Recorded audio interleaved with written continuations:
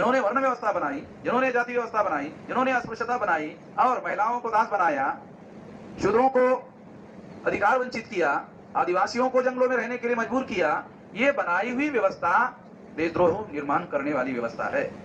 अगर कोई दूसरा कोई मुसलमान जो है जब संविधान के विरोध में कोई बात करता है तो उसको बोलता है ये संविधान द्रोही है, देशद्रोही है, मगर सारे ब्राह्मण इस संविधान को नहीं मानते।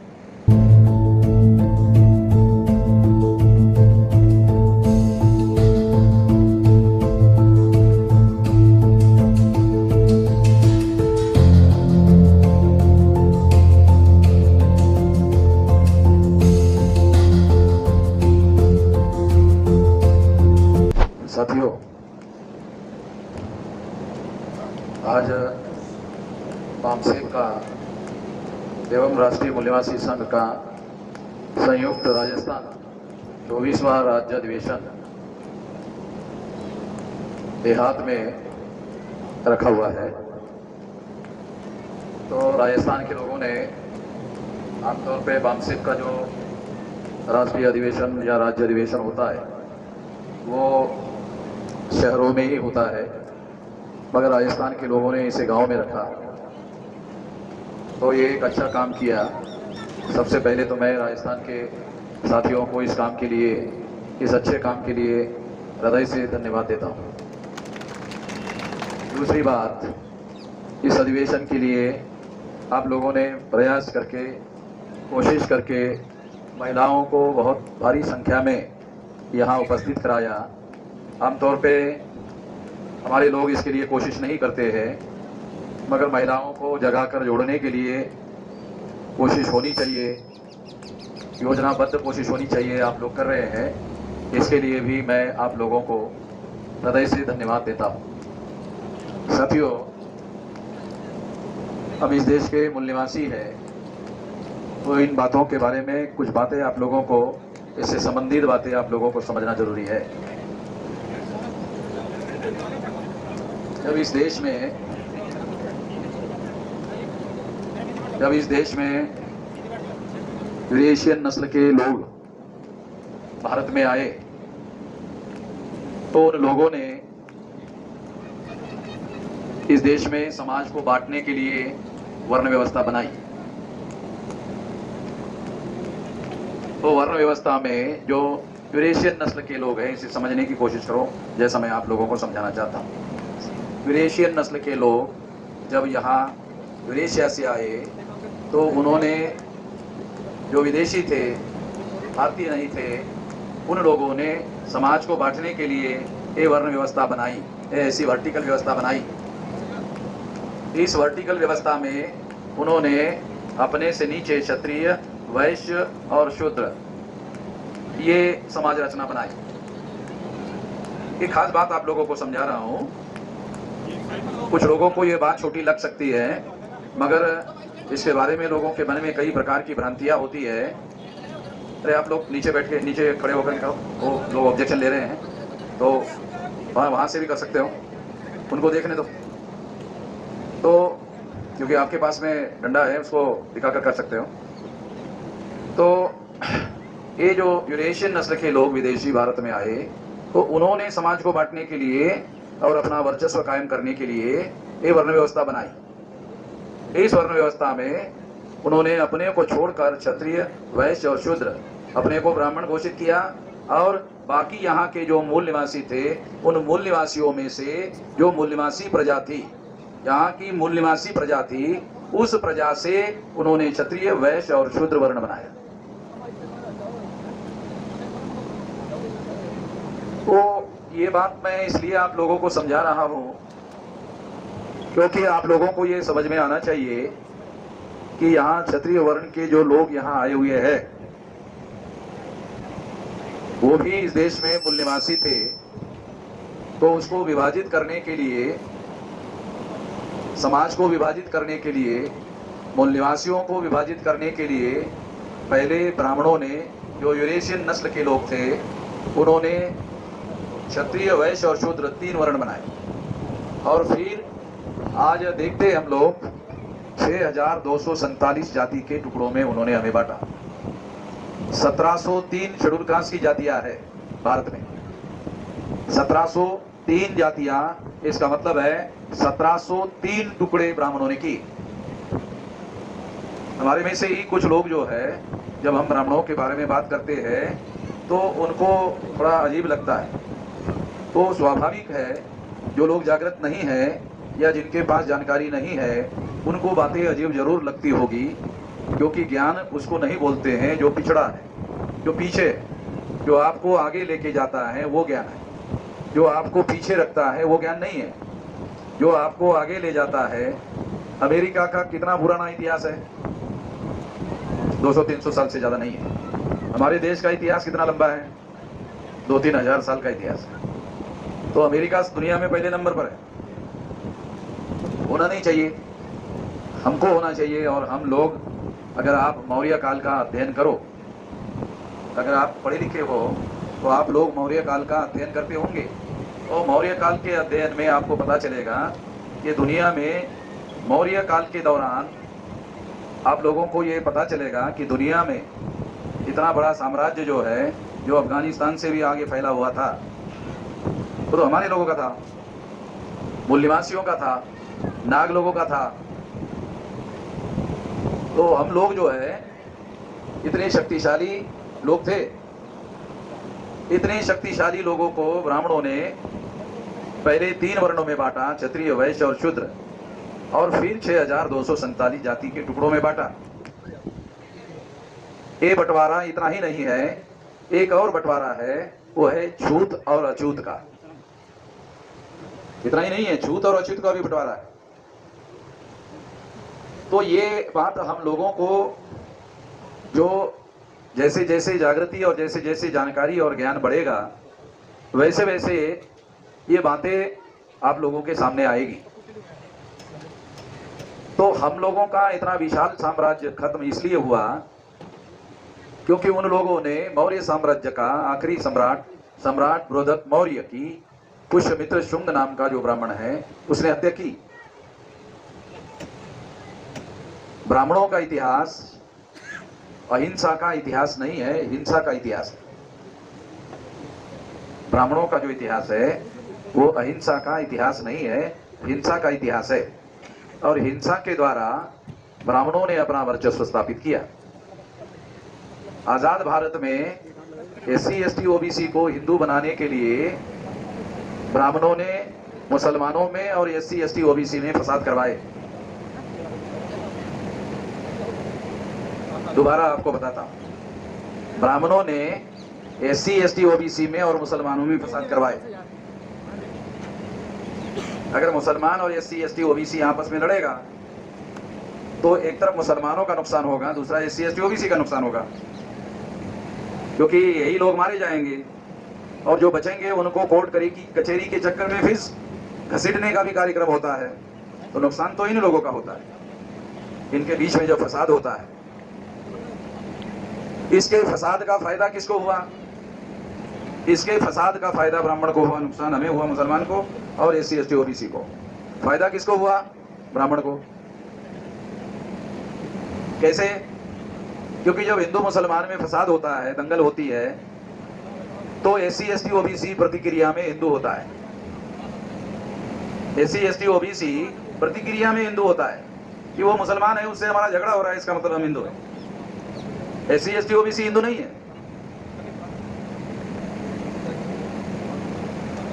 अगर ब्राह्मणों ने शेड्यूल कास्ट को अछूत बनाया, जो छूने लायक भी नहीं है, तो ब्राह्मणों का धर्म और आपका धर्म एक कैसे हो सकता है? आप लोगों ने सोचा नहीं? ब्राह्मणों ने वर्ण व्यवस्था बनाई और तमाम पिछड़े वर्ग के लोगों को शूद्र बनाया। मनुस्मृति पढ़ो तो शूद्रों को अधिकार नहीं है, अधिकार वंचित है।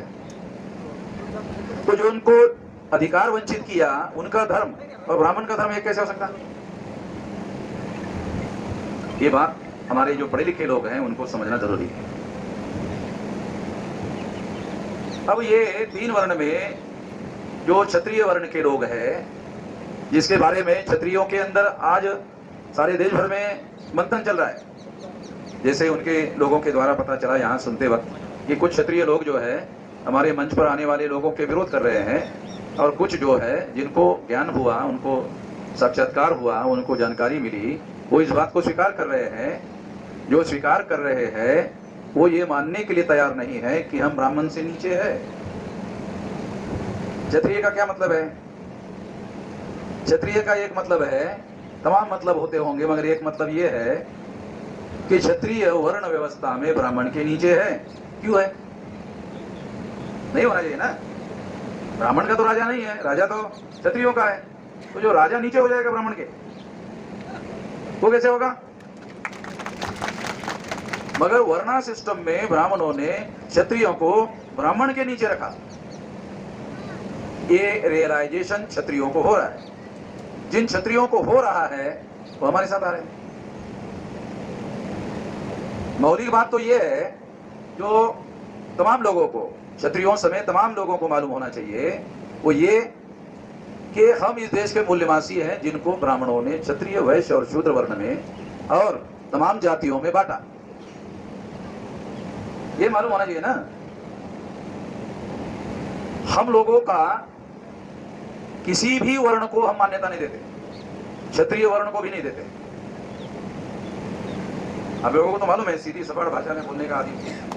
क्योंकि अगर हम, देखो खास बात बताता मैं, बगैर सोचे समझे बोलता नहीं हूं। अगर हम क्षत्रिय वर्ण को मान्यता दे तो हमें वर्ण व्यवस्था को मान्यता देनी पड़ती है। समझ में आया? मान लो ये 4 वर्ण है, ये 4 वर्ण में क्षत्रिय वर्ण को मान्यता देते हैं, तो वर्ण व्यवस्था मान्यता देनी पड़ती है ना। तो मान्यता देंगे तो भी शूद्र वर्ण को भी मानना पड़ेगा। तो ये वर्ण व्यवस्था गलत है। ये समाज को बांटने वाली व्यवस्था है, ये लोगों को बांटने वाली व्यवस्था है। इस व्यवस्था ने ही देश को हजारों साल गुलाम बना के रखा। जिन्होंने बनाया वो पहले नंबर के देशद्रोही लोग हैं। ब्राह्मणों ने बनाया और उनका एजेंडा, डेली एजेंडा देशभक्ति का रहता है। और ब्राह्मण लोग सारे देश भर के लोगों को सर्टिफिकेट बांटते हैं, ये देशभक्त है, ये देशद्रोही है। जिन्होंने वर्ण व्यवस्था बनाई, जिन्होंने जाति व्यवस्था बनाई, जिन्होंने अस्पृश्यता बनाई और महिलाओं को दास बनाया, शूद्रों को अधिकार वंचित किया, आदिवासियों को जंगलों में रहने के लिए मजबूर किया, ये बनाई हुई व्यवस्था देशद्रोह निर्माण करने वाली व्यवस्था है। यह है व्यवस्था जिसे 26 जनवरी 1950 को कानून बनाकर, संविधान बनाकर बाबा साहब अम्बेडकर ने समाप्त किया। ब्राह्मण संविधान को मानते नहीं है। अगर कोई दूसरा, कोई मुसलमान जो है, जब संविधान के विरोध में कोई बात करता है तो उसको बोलता है ये संविधान द्रोही है, देशद्रोही है। मगर सारे ब्राह्मण इस संविधान को नहीं मानते। क्यों? क्योंकि संविधान ने सारे इंसानों को बराबर घोषित कर दिया। संविधान ने सारे इंसानों को बराबर घोषित कर दिया। जब संविधान ने सारे इंसानों को बराबर घोषित कर दिया तो ब्राह्मणों को लगता है कि इससे तो हम सबसे ऊपर थे, ये धड़ाम से हम लोगों को अम्बेडकर ने नीचे गिरा दिया। इस वजह से ब्राह्मण संविधान को नहीं मानते। ये आप लोगों को समझना होगा। और ये संविधान ने घोषित किया, इसका दूसरा मतलब है लॉ ऑफ द लैंड। ये इस धरती का कानून है। अभी ये अम्बेडकर का कानून नहीं, ये संविधान का कानून, मतलब लॉ ऑफ द लैंड। इस धरती का ये कानून है। जो इस धरती के कानून को नहीं मानेगा वो न देशद्रोही कहलाएगा। तो ये बात हमको समझना होगा। एक और बात भी मैं आप लोगों को बताना चाहता हूं। ब्राह्मण लोग ये कहते हैं कि वामन मेश्राम ब्राह्मणों के विरोध में घृणा फैलाने का काम कर रहे हैं। ऐसा वो प्रचार करते हैं, ब्राह्मण लोग प्रचार करते हैं कि वामन मेश्राम ब्राह्मणों के खिलाफ घृणा फैलाने का काम करते हैं। ब्राह्मण लोग अंग्रेजों को विदेशी कहते थे तो वो घृणा नहीं फैलाते थे। हम ब्राह्मणों को विदेशी कहते हैं, ब्राह्मण अंग्रेजों को विदेशी कहते थे। है ना? समझ में आ रहा? ब्राह्मण अंग्रेजों को विदेशी कहते थे, हम ब्राह्मणों को विदेशी कहते हैं। ये ब्राह्मण डीएनए के अनुसार विदेशी है। कहां घृणा फैला रहे? क्या किसी एससी एसटी ओबीसी के आदमी ने किसी ब्राह्मण को धरा, बांधा, पीटा और जान जाने तक मारा? कोई एग्जाम्पल है? सिंगल एग्जाम्पल है देश में, भारत में है कोई एग्जाम्पल? कोई ऐसा एफआईआर है हमारे वामसेप के किसी कार्यकर्ता पर? मगर आरएसएस, विश्व हिंदू परिषद, बजरंग दल, ये लोग मुसलमानों के खिलाफ घृणा फैलाते हैं, मुसलमान को धरते हैं, बांधते हैं, पीटते हैं और जान जाने तक मारते हैं। ऐसे 100 से ज्यादा केसेस है। मैं कंपेरेटिवली आपको बता रहा हूं। हम भी अपनी विचारधारा का प्रचार करते हैं, मगर हमारे लोगों ने, किसी ने ब्राह्मण को नहीं धरा, नहीं बांधा, नहीं पीटा और जान जाने तक नहीं मारा। कोई एग्जाम्पल नहीं। मगर ब्राह्मण लोग भी प्रचार करते हैं और उनकी वजह से जब बजरंग दल के लोग, विश्व हिंदू परिषद के लोग जब मुसलमान को धरते हैं, बांधते हैं, पीटते हैं, तो जान जाने तक मारते हैं। 100 से ज्यादा केसेस है। इसका मतलब है हम घृणा नहीं फैला रहे हैं, ब्राह्मण घृणा फैला रहे हैं। सबूतों के साथ बोल रहा हूं मैं, बगैर सबूतों से बोलने का आदी नहीं हूं। ये जो वर्ण व्यवस्था है और जाति व्यवस्था है, ये ऊंच नीच पर आधारित व्यवस्था है और हजारों सालों से चल रही है। इसमें भी घृणा है, ये ऊंच नीच में इसमें भी घृणा है, और ये हजारों सालों से चल रही है। ये नहीं थी हमारे मूल निवासियों में, ये हमारे मूल निवासियों में नहीं थी। ये जो मूल निवासी लोग हैं, ये मूलतः नाग लोग हैं, और ये जो मौर्य साम्राज्य है, ये नाग लोगों का साम्राज्य है। और आप लोग सुनकर हैरान हो जाओगे, उस समय सारे दुनिया में हमारे डेवलपमेंट का रेट दुनिया में पहले नंबर का था, पहले नंबर का था। आज है आज में गरीबी में है, भूखमरी में है। तो इसलिए साथियों मैं आप लोगों को ये बता रहा हूं कि ये क्यों है। तो ब्राह्मणों ने वर्ण व्यवस्था बनाकर समाज को बांटा, जाति व्यवस्था बनाकर समाज को बांटा, अस्पृश्यता बनाकर समाज को बांटा, आदिवासियों का सेग्रीगेशन किया, महिलाओं को दास बनाया और ओबीसी पिछड़े वर्ग के लोगों पर शुद्रत्व थोपा। इसकी वजह से ये देश पीछे है। ये तो ब्राह्मणों ने बनाया ना, जो देशभक्ति की देरी बातें करते रहते हैं, देशभक्ति की बातें करते रहते हैं। देशभक्ति की बातें ब्राह्मण क्यों करता है जानते हो? देखो, मनोविज्ञान अगर थोड़ा बहुत जानते हो, मनोविज्ञान जिनको थोड़ा बहुत अभ्यास है मनोविज्ञान का, तो वो मनोविज्ञान में एक बात यह है कि वो अंदर से अपराध से पीड़ित होता है। जो आदमी अपराध करता है वो अपराध से पीड़ित होता है, अंदर से पीड़ित होता है कि कहीं दूसरे जान न जाए। मैं जो अपराध कर रहा हूं, दुनिया में कोई भी आदमी जो अपराध करता है, खुलकर अपराध करता है, ऐसा कोई उपलब्ध उदाहरण नहीं है। वो जो भी अपराध करता है वो छुपकर करता है और कोशिश करता है कि वो अपराध दुनिया वालों को मालूम ना हो। तो छुपाने की प्रक्रिया करता है, उससे उनके अंदर अपराध बोध पैदा होता है।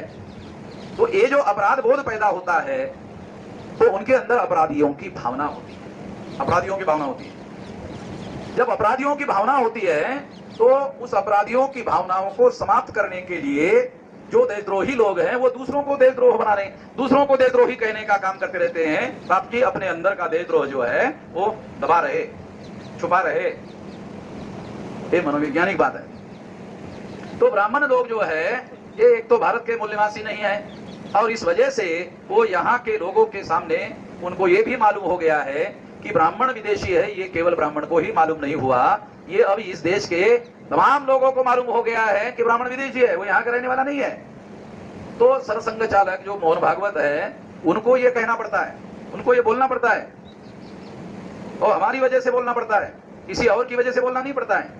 हम कभी ब्राह्मण को केवल विदेशी नहीं कहते हैं, वो कहते हैं डीएनए के अनुसार विदेशी है, यानी विज्ञान के अनुसार विदेशी है। विज्ञान ने डीएनए का जो रेफरेंस है, उसके आधार पर उसे विदेशी घोषित किया है। और अगर विदेशी घोषित किया है, तो निश्चित रूप से ये विज्ञान के अनुसार अब ये बात सार्वजनिक हो गई है, ये सार्वजनिक हो गई है। सबसे भयंकर बात क्या है? सबसे भयंकर बात यह है कि अंग्रेज विदेशी थे, ब्राह्मण विदेशी थे। विदेशी ब्राह्मणों ने अंग्रेजों के विरोध में आजादी का आंदोलन शुरू किया। जो इतिहास आप लोग पढ़ते हो और जो इतिहास मैं लिख रहा हूं, मैं इतिहास लिख रहा हूं, मैं केवल बोलता नहीं हूं, ये देख रहे, ये सब रिकॉर्ड करता हूं, रिकॉर्ड में बोलता हूं। कोई मुझे यह ना कहे कि आपने वहां वहां वो तारीख को ऐसा ऐसा बोला था, तो मैं कभी नहीं कहता कि नहीं नहीं बोला, नहीं बोला, मेरे पास रिकॉर्ड है। मैं नहीं बोलता हूं कि नहीं नहीं मैंने ऐसा नहीं बोला, नहीं मैंने बोला, मेरे पास रिकॉर्ड है। तेरे को कॉपी चाहिए, ले ले, तेरे को एविडेंस चाहिए, ले ले तेरे को। क्योंकि हम कोई बगैर सबूत के कोई बात नहीं करते, और किसी व्यक्ति विशेष या जाति विशेष के प्रति दुर्भावनाओं से प्रेरित होकर बात नहीं करते। क्योंकि अगर ऐसा होता तो हमारे कार्य की वजह से बहुत भारी टकराव पैदा होता। हम ऐसा कर ही नहीं रहे। हम केवल अपने लोगों को जागृत करने का काम कर रहे हैं और अपनी मातृभूमि को गुलामी से आजाद करने का काम कर रहे हैं। जो ब्राह्मण लोग विदेशी थे, अंग्रेज भी विदेशी थे, अंग्रेजों को भारत से भगाने के लिए ब्राह्मणों ने आजादी का आंदोलन चलाया, और आजादी का आंदोलन चलाने के बाद में ब्राह्मणों ने ही कब्जा कर लिया। 15 अगस्त 47 के पहले ही 2 सितंबर 1946 को पंडित जवाहरलाल नेहरू को प्रधानमंत्री बना दिया गया, आजादी बाद में मिली। इंटरिम गवर्नमेंट में अंग्रेजों ने 2 सितंबर 1946 को पंडित जवाहरलाल नेहरू को प्रधानमंत्री बनाया, अंग्रेजों ने बनाया। 2 सितंबर 1946, 15 अगस्त 47 को आजादी मिलने के पहले अंग्रेजों ने जवाहरलाल नेहरू को प्रधानमंत्री नॉमिनेट किया। एक विदेशी चला गया, दूसरा विदेशी हमारे सर पर बैठ गया।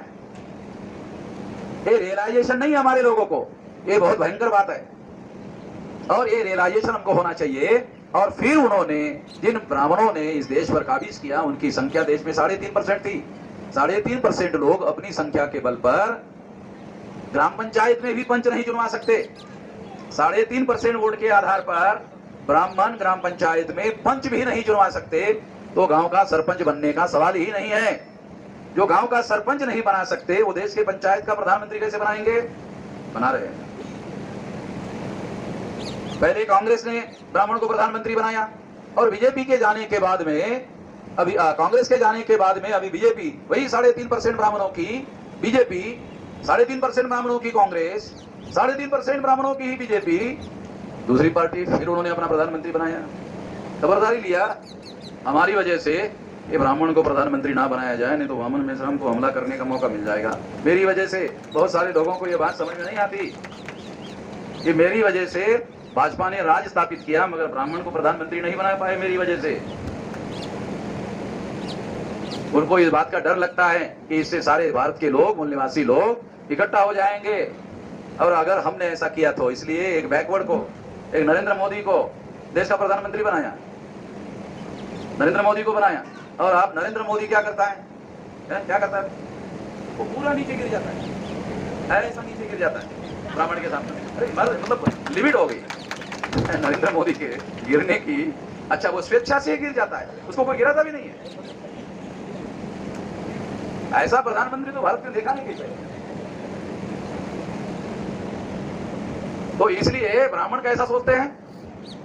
2 बार नरेंद्र मोदी को प्रधानमंत्री बना मगर इससे अच्छा प्रधानमंत्री नहीं बनाया जा सकता, तीसरी बार तू ही बन ले। तो आरएसएस के लोगों ने उसको ही तीसरी बार भी उसका नाम जो है प्रधानमंत्री पद के लिए कहा, तू ही बन ले, हमारा तेरा ही समर्थन है, क्योंकि तेरे जैसा कोई दूसरा बैकवर्ड मिलेगा हमको कोई संभावना लग नहीं रही। तो साथियों, मैं आप लोगों को ये बताना चाहता हूँ, ये समझाना चाहता हूँ कि देश में परिस्थिति जो है, बैकवर्ड क्लास के लोगों ने जब आरएसएस के द्वारा नरेंद्र मोदी को प्रधानमंत्री बनाने की बात की तो उस समय 2014 में ये सोचकर वोट दिया कि एक बैकवर्ड आदमी देश का प्रधानमंत्री बनेगा तो हमारी गिनती करेगा। बैकवर्ड 52% लोगों ने ये सोचा कि एक बैकवर्ड ब्राह्मण देश का प्रधानमंत्री बनता है तो हमारी गिनती नहीं करता, जानवरों की गिनती करता है, कुत्ते बिल्लियों की गिनती करता है, जानवरों की गिनती करता है, जंगली जानवरों की गिनती करता है, मगर हमारी गिनती नहीं करता। तो इसलिए बैकवर्ड ने सोचा एक बैकवर्ड आदमी को प्रधानमंत्री बनाया जाए और 52% बैकवर्ड लोगों ने नरेंद्र मोदी को प्रधानमंत्री बनाने के लिए साथ सहयोग किया, प्रधानमंत्री बनाया। मगर अभी 9 साल पूरे हो गए, बैकवर्डों की गिनती नहीं हुई। अधिकार देने की बात तो बहुत दूर की बात है, अधिकार देने की बात दूर की है, अरे गिनती करने के लिए तैयार नहीं है। जब आपकी गिनती करने के लिए तैयार नहीं है कोई आदमी, तो उसको हम अपने दृष्टि से प्रधानमंत्री कैसे माने? अगर प्रधानमंत्री के बाद फैसला करने का अधिकार है और प्रधानमंत्री ओबीसी है, पिछड़े वर्ग का है, और पिछड़े वर्ग का ही प्रधानमंत्री पिछड़े वर्ग की ही गिनती करने के लिए फैसला नहीं कर रहा है, तो ये कैसे माना जा सकता है कि नरेंद्र मोदी को समझ में नहीं आ रहा है, इस वजह से वो गिनती नहीं कर रहा है? ये बात नहीं है। आरएसएस के लोग ऐसा करने देने के लिए उसको राजी नहीं है। इससे 2 बातें प्रमाणित होती हैं। एक, या तो नरेंद्र मोदी नामधारी प्रधानमंत्री है और वास्तविक सत्ता आरएसएस के पास है, फैसला लेने का अधिकार आरएसएस के पास है और दिखाने के लिए नरेंद्र मोदी को रखा गया है ताकि बैकवर्ड क्लासेस के लोग ये देख ले कि तेरा प्रधानमंत्री है, देख ले, पहचान ले, तेरा ही है, तो दिखाने के लिए रखा। मनुस्मृति में लिखा हुआ है, ब्राह्मणों के द्वारा लिखी हुई मनुस्मृति में लिखा हुआ है कि अगर ब्राह्मण तेली का मुख देख ले तो उसका सारा का सारा दिन खराब होता है और उसको तुरंत नहाना पड़ता है। ये मनुस्मृति में लिखा हुआ है, ये ब्राह्मणों ने लिखा। नरेंद्र मोदी पिछड़े वर्ग में तेली जाति का है, 24 घंटे देख रहे और ब्राह्मण नहाने का भी काम नहीं कर रहे हैं। ऐसा कहीं सार्वजनिक रूप से नहा रहे हैं, ऐसा कहीं दिख नहीं रहा है। मतलब मैं तो केवल एग्जाम्पल देने के लिए कह रहा हूं, समझाने के लिए बता रहा हूं।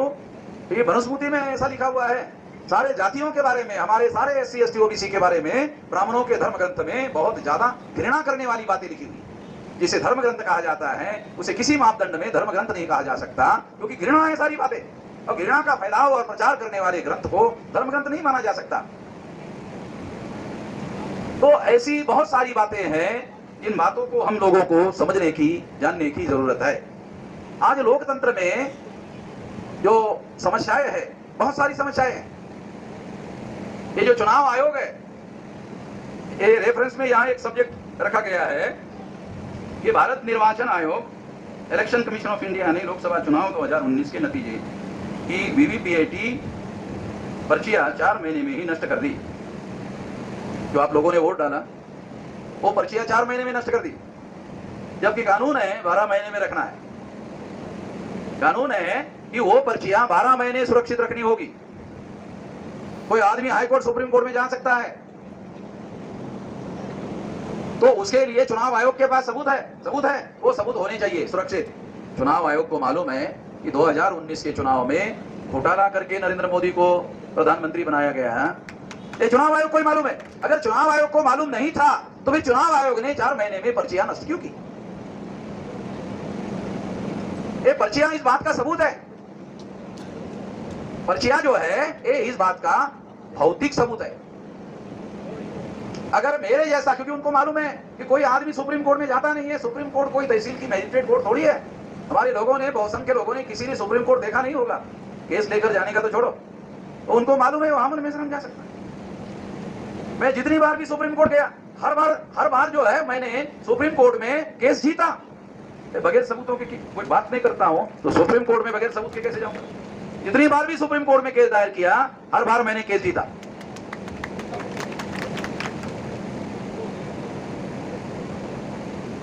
सुप्रीम कोर्ट में वकील को मैं ही बोलता हूं, ये बोलना है। वकील ने मुझे कहा एक बार कि आप वकालत कितनी पढ़ेगा? कुछ भी नहीं। फिर आपको ये कैसा ज्ञान है? जैसे लड़ते लड़ते ज्ञान हो गया है। देखो, ये लड़ाई है, इसमें जो दिमाग है ये हथियार के तौर पर उपयोग और प्रयोग लाना पड़ता है। आपके पास चाकू, छुरी, बंदूक, गोली है, चलाना नहीं आता, क्या मतलब? चाकू, छुरी, बंदूक, गोली है, चलाना नहीं आता, क्या मतलब? तो सबसे महत्वपूर्ण है हुनर, जो उसको चलाते आना चाहिए। ये दिमाग अगर हथियार है तो इस हथियार को उचित समय पर उसका उपयोग और प्रयोग करते आना चाहिए। तो इसलिए मैं देश के हालात और परिस्थितियों के अनुसार उपयोग करता हूं। चुनाव आयोग को मालूम है कि आदमी सुप्रीम कोर्ट पहले भी गया हुआ है, तो बाद में भी जाएगा, तो इसलिए ये पकड़ा जाएगा। तो उन्होंने 4 महीने में ही पर्चियों को नष्ट कर दिया। 2019 का चुनाव, उसमें 4 महीने में नरेंद्र मोदी के चुनाव की पर्चियां नष्ट कर दी गई। ये डॉक्यूमेंट्री एविडेंस है कि 2019 का चुनाव RSS, भाजपा और नरेंद्र मोदी ने घोटाला करके जीता। फिर कांग्रेस ने इसे नेशनल इश्यू क्यों नहीं बनाया? क्योंकि कांग्रेस ने 2004-2009 में उसने 2 बार घोटाला करके जीता। तो ये चचेरे मौसेरे भाई है। और ये बीजेपी वालों को मालूम है। कांग्रेस वाले लोगों ने अडवाणी को और बीजेपी RSS को कहा इसके विरोध में आप हंगामा मत करो, तो करेंगे। RSS भाजपा करेंगे, 2 बार तुम कर लेना, हमने 2 बार घोटाला किया, 2 बार तुम कर लेना, चुप रहो, ठीक है। तो लेन देन के आधार पर ये बीजेपी RSS के लोग चुप है। कांग्रेस वाले क्यों चुप है? क्योंकि उन्होंने पहले किया, बाद में RSS भाजपा के लोगों ने किया। क्योंकि RSS भाजपा ये 3.5% वाले ब्राह्मणों का संगठन है। ये जो संगठन है RSS, ये ब्राह्मण ने शुरू किया। कितने लोगों को पता है कि कांग्रेस की स्थापना भी ब्राह्मणों ने की? ये मालूम होना चाहिए ना। उसके स्थापक भी, उसके संस्थापक भी ब्राह्मण ही है। तो वो हमारा कल्याण करने के लिए तो कांग्रेस नहीं बनाई, हमारा कल्याण करने के लिए तो भाजपा नहीं बनाई। अभी आपके राजस्थान का मुख्यमंत्री अशोक गहलोत जो है वो पिछड़े वर्ग का है? माली जाति का पिछड़े वर्ग का है। वो चाहता तो अपने राजस्थान में OBC की गिनती कर लेता, नहीं किया है ना?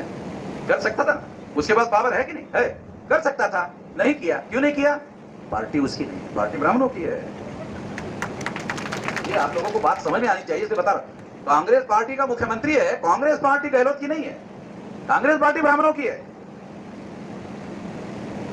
तो ये समझना जरूरी है, ये जानना जरूरी है कि आधुनिक समय में, आधुनिक काल में जब हर 21 साल के व्यक्ति को वोट का अधिकार हुआ और बाबा साहब आम्बेडकर ने संविधान में एडल्ट फ्रेंचाइज का मामला रखा और हर 21 साल के व्यक्ति को वोट का अधिकार बहाल किया, इंग्लैंड में भी ये अधिकार नहीं था। बाबा साहब आम्बेडकर ने हमारे लोगों को बगैर किसी लड़ाई के, अब कितने लोगों को यह पता है कि भारत में हर 21 साल के व्यक्ति को वोट का अधिकार के लिए एक भी आंदोलन नहीं चला, कोई आंदोलन ही नहीं चला। इंग्लैंड में केवल पैसे वालों को और पढ़े लिखे लोगों को वोट का अधिकार था। बाबा साहब आम्बेडकर ने राउंड टेबल कॉन्फ्रेंस में कहा कि अगर ये कसौटियां भारत में लागू कर दी गई, पढ़े लिखे होना और पैसेदार होना, अगर ये वोट की कसौटी है तो फिर तो एससी एसटी ओबीसी को वोट का अधिकार नहीं मिलेगा। तो अंग्रेजों ने कहा भी क्या करना चाहिए, कहा कि देखो हमारे पास क्या है, हम बच्चे पैदा करते हैं, हमारे घर में बच्चा बड़ा होता है और वो 21 साल का होता है, तो हमारे पास बताने के लिए उसकी उम्र है, बाकी कुछ है ही नहीं। देखो कैसे बना अधिकार, कैसे बना पंचायत बना, कैसे, ये तो बाबा साहब आम्बेडकर का ही दिमाग है। केवल आपकी उम्र को वोट का आधार बनाया गया। अंग्रेजों ने सवाल उठा दिए, तो अनपढ़ लोगों को आप वोट का अधिकार देने से सब गड़बड़ हो जाएगी। ये रिकॉर्ड में बात है, बोल रहा हूं कि अनपढ़ लोगों को आप वोट का अधिकार दोगे तो गड़बड़ हो जाएगी। बाबा साहब आम्बेडकर ने कहा exercising of vote, exercising of vote, vote देते देते देते देते देते देते अनपढ़ होशियार हो जाएगा। ये बाबा साहब आम्बेडकर के शब्द है। तो अंग्रेजों को बात समझ में नहीं आई, ये कैसे, ये अनपढ़ आदमी होशियार कैसे होगा। कहा कि जो होशियार आदमी है उन्होंने हमारे लोगों को मूर्ख बनाकर वोट लिया, एक बार लिया, दो बार लिया, उसको अरे इसने हमारे साथ धोखा किया, हाँ उससे जागृत हो, अरे धोखेबाज है, इसके विरोध में हमको वोट देना चाहिए। तो एक्सरसाइजिंग ऑफ वोट, अंग्रेजी शब्द यूज किया बाबा साहब आम्बेडकर ने अंग्रेजों को समझाने के लिए। एक्सरसाइजिंग ऑफ वोट,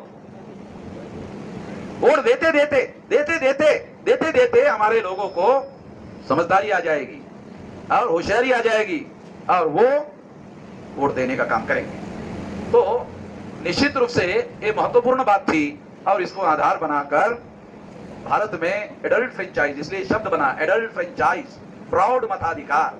प्रौढ़ होने की उम्र बाबा साहब ने 21 साल मानी, राजीव गांधी ने 18 साल मानी। तो अभी 21 साल नहीं, अभी तो 18 साल है। तो इस तरह से साथियों ये एक्सरसाइजिंग ऑफ वोट जो है, इसकी वजह से आज इस देश में जो शासक वर्ग ब्राह्मण है वो बहुत बड़े पैमाने पर प्रेशर में है, दबाव में है।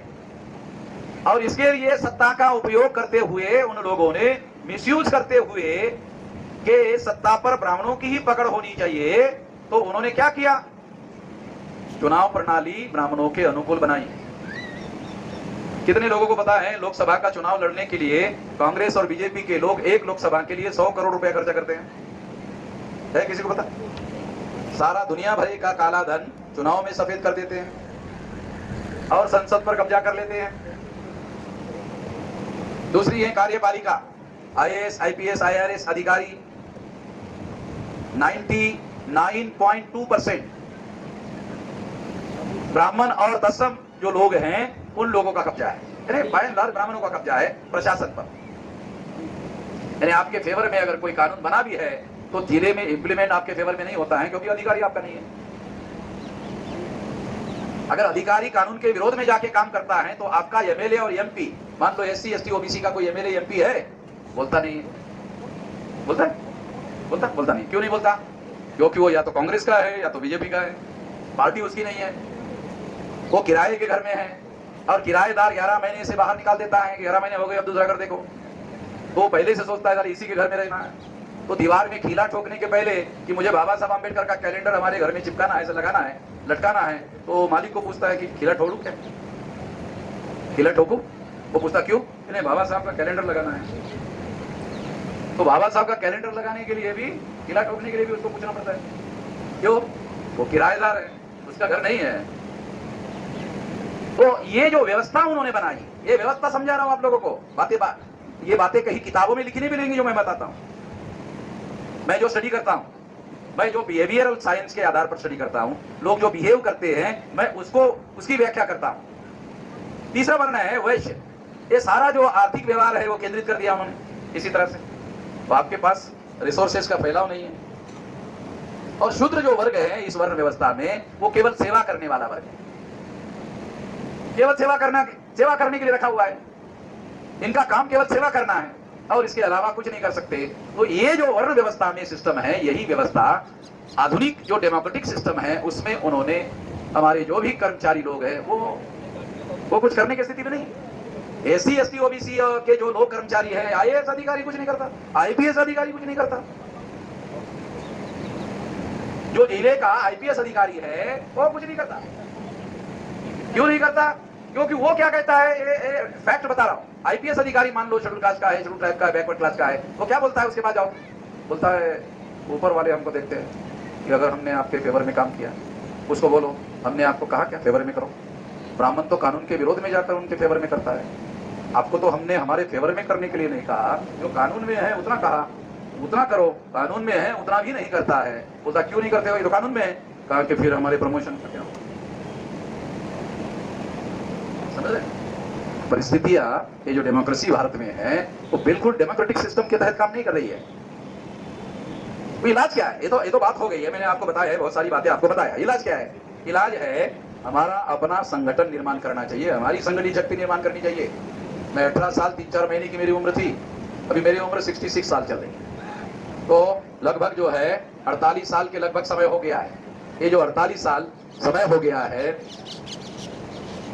वो कावड़िए लोग हैं, हमारे ही लोग हैं, और वो जयकारे लगा रहे हैं। गुलामी को गुलामी में आनंद बनाना है, तो गुलाम तो आनंद मनाएगा ना। गुलाम जो है उसको ये रियलाइजेशन नहीं है कि ये गुलामी है, तो वो उसमें आनंद मना रहा है। तो उसको आनंद मनाएगा तो आपका ध्यान उसकी तरफ जा रहा है, वो आनंद मना रहा है। तो शायद वो बैनर पढ़ लिया, अरे बाबा साहब अम्बेडकर, यार ये विरोधी लोग है, ये कावड़िए के विरोधी लोग है, तो इसलिए वो, या कोई एक पंडित जी, मतलब मान लो 100 लोग है, उसमें एक पंडित जी रहता है, वो नेता होता है उसका, वो करता रहता है सारा कुछ। मैंने देखा दिल्ली में ऐसा, वो जो कावड़िए का नेता होता है वो गाड़ी में बैठता है, हमारे सारे लोग पैदल चल रहे हैं। उसको हमने पूछा कि वो अंदर बैठा है, तुम क्यों चल रहे हो? कहा कि जितना पैदल चलेंगे उतना पुण्य जमा होगा, ऐसा उसने कहा। तो हमने पूछा फिर उसको पुण्य नहीं मिल रहा क्या? नहीं, उसका तो बापदादे का पहले से जमा है, पहले से बहुत ज्यादा जमा है, वो उसी पर खा रहा है। हमारे बाप दादा का कुछ जमा है नहीं, पूंजी है नहीं कुछ भी, इसलिए पैदल चलना पड़ रहा है। तो हमारे लोगों का ऐसा है, ये स्थिति है, कोई जमा वमा होना नहीं है। पैर में छाले पड़ते हैं कुछ, कोई भगवान इनको देखता नहीं, कोई ध्यान रखता नहीं है कि छाले तो कम से कम रोके, नहीं छाले भी नहीं पर रोकता है, क्योंकि वो जो शारीरिक क्रिया है उसका परिणाम तो होना ही होना है। तो मैं आप लोगों को ये समझाने का प्रयास कर रहा था कि ये सारा हो रहा है, तो इसमें बदलाव होना चाहिए, परिवर्तन होना चाहिए, इसके लिए हमको काम करना चाहिए। तो उसके लिए क्या करना होगा? उसके लिए हम लोगों को संगठित शक्ति का निर्माण करना चाहिए। मैं 18 साल 3-4 महीने की मेरी उम्र थी, अभी मेरी 66 साल की उम्र है। 58 साल में आदमी रिटायर्ड होता है ना, 58 साल में होता है क्या? 60 हो गया, चलो तो बढ़ा दिया गुलामी, अभी 2 साल और कर लो, शायद अशोक गहलोत ने कर दिया होगा, हाँ बराबर है। तो 60 साल हो गई है, तो 60 साल में हमारा आदमी, अभी भी कई राज्यों में 58 ही है, तो 58 या 60 साल में हमारे लोग जो है रिटायर्ड हो जाते हैं। और जब वो घर में आते हैं तो उसके बच्चे उसको बोलते हैं, पापा अब आप टायर्ड भी हो गए, नाते पोते को खिलाओ और कंधे पे बिठा के घुमाओ। तो सरकार उसको रिटायर्ड कर देती है, और बच्चे जो है उनके बोलते हैं कि पापा तुम अब टायर्ड भी हो गए, थक गए, अब आराम करो। तो इस तरह से लोग जो है निष्क्रिय हो जाते हैं। जब नौकरी पे रहते हैं तो कहते हैं रिटायर्ड होने के बाद करूंगा, अब जब रिटायर्ड होते हैं तो बोलते थक गया हूं, अब कुछ कर नहीं सकते। तो इसलिए मैं अभी 66 साल मेरी उम्र है, रिटायरमेंट के बाद भी ये मैं काम कर रहा हूँ, और मुझे कभी भी ऐसा नहीं लगा कि मैं 66 साल का हो गया हूँ। अंदर से भावना होती ना, अरे मैं थक गया, नहीं, ये मैं डेली ट्रैवलिंग में, डेली ही ट्रैवलिंग में हूँ। रात के 3 बजे मैं जयपुर में आया, वहां से 9 बजे हम लोग इधर आने के लिए निकले, और अब भाषण होते ही गाड़ी रेडी है, दिल्ली जाऊंगा, मॉर्निंग में फ्लाइट है, उधर बंगाल से आगे उधर कार्यक्रम है। तो इस तरह से ये हम लोग लगातार इस लड़ाई को लड़ रहे हैं, तो उसकी वजह है वो है संगठित शक्ति निर्माण करने को। आज हम लोगों ने, आप सुनकर हैरान हो जाओगे, 769 जिले हैं इस देश में, 36 स्टेट है, 31 स्टेट में अपने संगठन बनाया। जब मुझे राष्ट्रीय अध्यक्ष बनाया गया था तो 13 स्टेट में 140 जिलों में वामसेप संगठन था। अब ये संगठन 31 राज्यों में, 567 जिलों में, 4000 से ज्यादा तहसीलों में, 22,000 से ज्यादा ब्लॉक में और 1.5 लाख से ज्यादा गांव में फैले। इसी के आधार पर आरएसएस के हेडक्वार्टर पर 4.5 लाख लोगों का मोर्चा लेकर गए थे। तो रिकॉर्ड में है, सोशल मीडिया में देख लेना, जिन्होंने नहीं देखा वो देख लेना। 4.5 लाख लोग लेकर गए थे। जब 4.5 लाख लोग वहां लेकर गए तो वहां का पुलिस कमिश्नर मेरे पास आया और कहने लगा कि आपके लोग एक कंट्रोल में नहीं है। मैंने कहा तुम्हारे कंट्रोल में करने के लिए थोड़ी मैंने तैयार किया, तो मेरे कंट्रोल में है। हमारे कंट्रोल में आने के लिए थोड़ी किया, वो तो मेरे कंट्रोल में करने के लिए किया हुआ है ना। आंदोलन मुझे करना है, तुमने मुझे पुलिस स्टेशन में रखा, वो कंट्रोल में कैसे रहेंगे? बोले क्या करना होगा? मुझे यहां से निकालो, तो फिर मैं समझाता हूं। तो इस तरह से हमारे लोगों को, 4.5 लोगों को खरोच तक नहीं आई, कुछ नहीं हुआ, और हमारा मकसद पूरा हुआ कि हरियाणा के गवर्नमेंट ने हमें वहां कार्यक्रम करने के लिए अनुमति नहीं दी थी, आर्टिकल 19 का उल्लंघन किया था। तो हमने सोचा कि हरियाणा की गवर्नमेंट किसकी? भाजपा की। और भाजपा का माए बाप कौन है? आरएसएस वाले। आरएसएस को पकड़ते हैं इन लोग, बच्चों को क्या पकड़ने का, बाप को पकड़ते हैं। बाप को पकड़ेंगे, बेटे अपने आप जमानत के लिए आ जाएंगे। तो हमने बाप को पकड़ने के लिए नागपुर गए और वहां कार्यक्रम करने के बाद में फिर हरियाणा में आदमी भेजा, 8 दिन के बाद उसी पुलिस चौकी में भेजा। वो पुलिस इंस्पेक्टर वही था, जाके कार्यक्रम करना है कर लो। तो उधर से मैसेज आ गया होगा कि ये आप लोगों ने इधर कार्यक्रम करने दिया होता तो ये इधर हम लोगों का साला बवाल खड़ा हो गया। तो इसलिए संविधान में जो अधिकार दिए हुए हैं वो अधिकार भी संगठित शक्ति के बगैर आपको मिलने वाले नहीं है। ध्यान रखो, फंडामेंटल बात आपको बता रहा हूं। तो संगठित शक्ति निर्माण करना होगा। 769 जिलों में ये लोग जिले हैं, उसमें से 5 स्टेट, 31 के बाद 36 स्टेट है, तो 5 स्टेट में हमारा नागालैंड, मिजोरम, मणिपुर वहां नहीं है। चलो 5 स्टेट के 50 जिले माइनस कर दो, 719 जिले।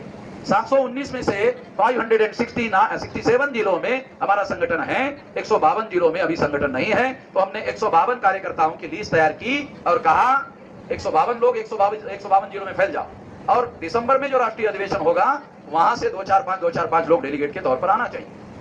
तो संगठन की शक्ति निर्माण किए बगैर कोई बड़ा परिवर्तन होने वाला नहीं है, क्योंकि जो परिवर्तन का काम है वो पहलवानी का काम नहीं है। पहलवानी करने के लिए दंड बैठक करनी पड़ती है, दंड बैठक करने से परिवर्तन नहीं होता। परिवर्तन का काम संगठित शक्ति के बगैर नहीं होगा। तो संगठित शक्ति निर्माण करने का मामला सबसे ज्यादा अहम है।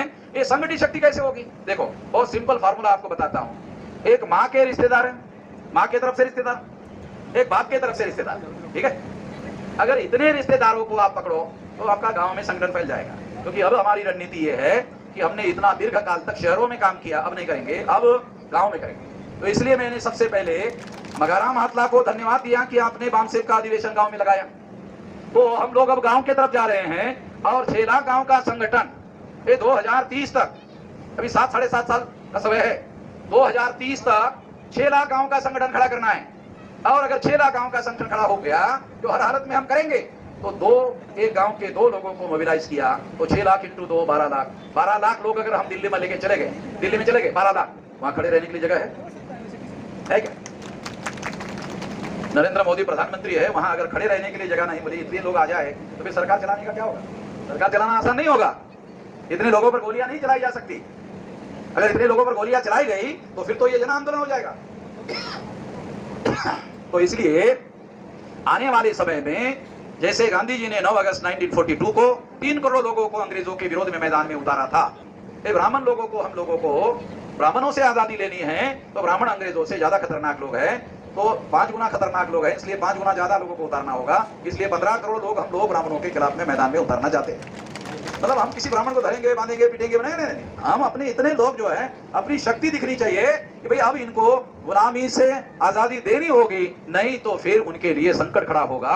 ये बात जो है हम लोगों को करना होगा, इससे मामले का हल होगा। तो आप यहाँ आए हैं तो आपको माँ के तरफ के 10 रिश्तेदारों को पकड़ो, बाप के तरफ के 10 रिश्तेदारों को पकड़ो, अगर आप आसानी से दूसरों को नहीं समझा सकते तो रिश्तेदारों को समझाओ, और रिश्तेदारों को समझाकर आंदोलन के साथ जोड़ो। तो आपको पहले फेज में रिश्तेदारी के आधार पर जोड़ो, बाकी उनके दिमाग में अगर कुछ डालना है तो कार्यक्रम में ले आओ, मैं डालता हूं उनके दिमाग में, मेरे पास है ना हुनर में उसके दिमाग में डालने के लिए क्या डालना है।